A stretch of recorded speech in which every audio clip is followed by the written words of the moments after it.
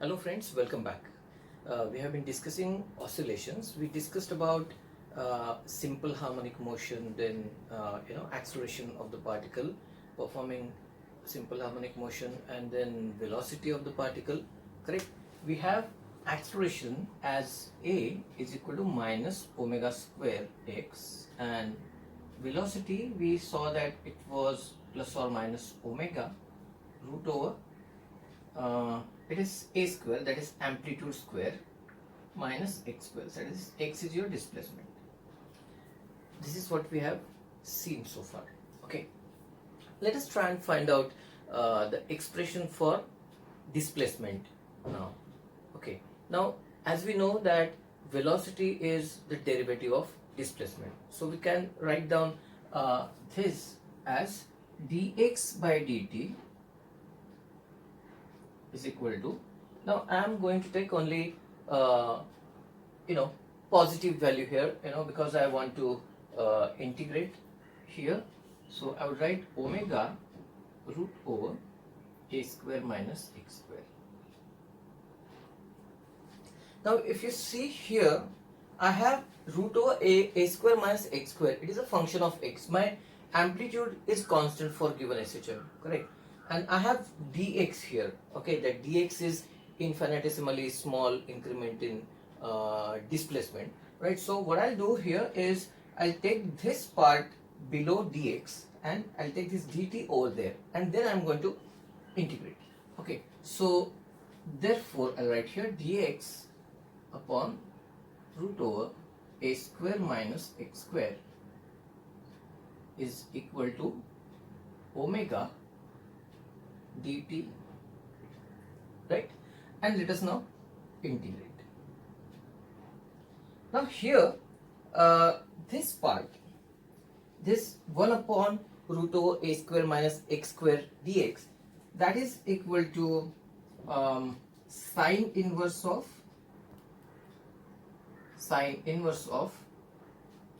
x upon a. Okay, and this right hand side is going to be equal to, now omega is constant, correct? Angular speed or angular frequency for a given SHM is constant, so omega will come out of the integration sign, and what we will have here is integral dt would be equal to t, so it would be omega t, correct? And then some constant of integration, I am calling that constant alpha here. Okay, alright, so now sine inverse of x upon a is equal to omega t plus alpha, where alpha is constant of integration. So I can as well write this as x upon a is equal to sine of omega t plus alpha, and I'm going to be able to write this as x is equal to a sine omega t plus alpha. This is the expression for displacement.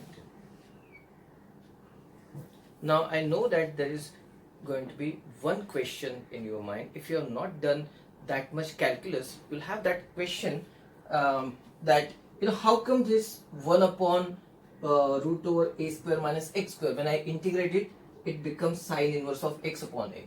So for that, actually you can refer to my videos on calculus in physics, but then very quickly I can show you why this is so. Okay, so let us take this integral 1 upon, let us say, a square minus x square dx. I want to evaluate this. Okay, now how do I do that? I have never come across anything like this before, so I might have to go for some method of substitution here. And how do I do that? I substitute x is equal to a sine theta. Okay, I substitute x is equal to a sine theta. But then I can substitute for x here, but then what about this dx?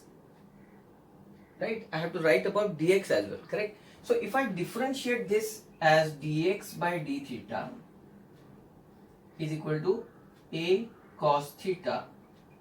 Correct, dx by d theta would be a cos theta. So my dx would be equal to a cos theta d theta, isn't it? So now I'll substitute this and this over here. Okay, so then my integral becomes integral. Now about dx I'll write there a cos theta d theta, and here I am going to write a square minus a square sine square theta. Correct? So I have written for dx as well as x here. Okay, now what happens? This is going to be equal to a cos theta in the numerator and d theta there. Okay, now here if I take a square common, what happens?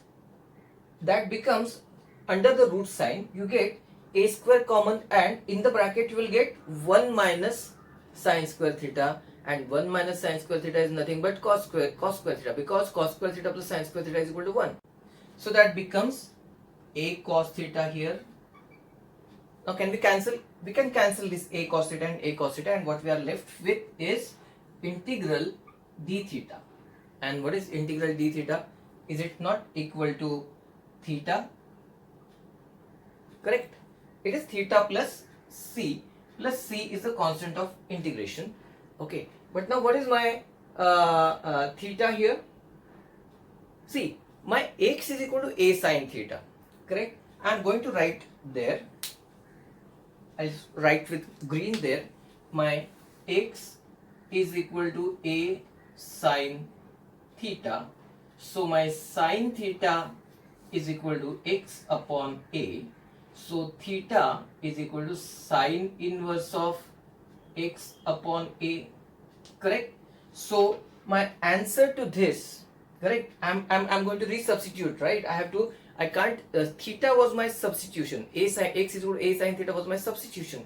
I have to resubstitute. Okay, so my answer here would be, I write it as sine inverse of x upon a, correct, and plus c, and that is how I wrote here sine inverse of x upon a. Okay, now again you will say, what about that c there? You said c over there. Okay, but then I have added one constant here on the right hand side. See, it is constant. You can add it, on the left hand side or on the right hand side, because ultimately it's a constant quantity. It can be anywhere, right? So that is the reason I have this x upon a is sine of omega t plus alpha, and x is equal to a sine omega t plus alpha is the expression for displacement. Okay, now let us see what are the boundary conditions. Okay, what are the boundary conditions, or what is the significance of that alpha over there? Okay, I'm just going to erase this part, which was explanation of that integration. Now here, okay, now at mean position, see my x is what? X is my distance or displacement from the mean position. So if I'm at the mean position, what does it mean? It means that if I am starting from mean position and if my displacement from the mean position is 0, so at mean position, correct, at mean position my 0 is equal to, at mean position, or and at t equals 0, so 0 would be equal to a sine 0 plus alpha. So that means sine of alpha is equal to 0. That means alpha is equal to 0. Okay, so if I am starting from mean position, and if at mean position my at t is equal to 0, x is equal to 0, then my initial phase, okay, this alpha is nothing but initial phase, that constant is initial phase. Okay, and that is equal to 0. But then if I am at extreme position, so if at t equal to 0, correct, x is equal to a, correct, then what happens? Then I would say a is equal to a sine. Now I am substituting t equal to 0, so this alpha would be equal to sine of so I'm evaluating alpha here, so that indicates that sine of alpha is equal to 1, so alpha is equal to 90 degree or pi by 2 radian.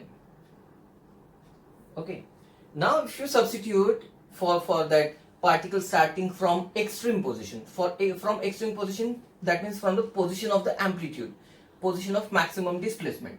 Okay, if the particle starts from extreme position, then my x, I am again going to use this black here, so my x is equal to a sine sine of omega t plus pi by 2, correct, for particles starting from extreme position. But then what is sine of sine pi by 2 plus theta? Is it not cos theta?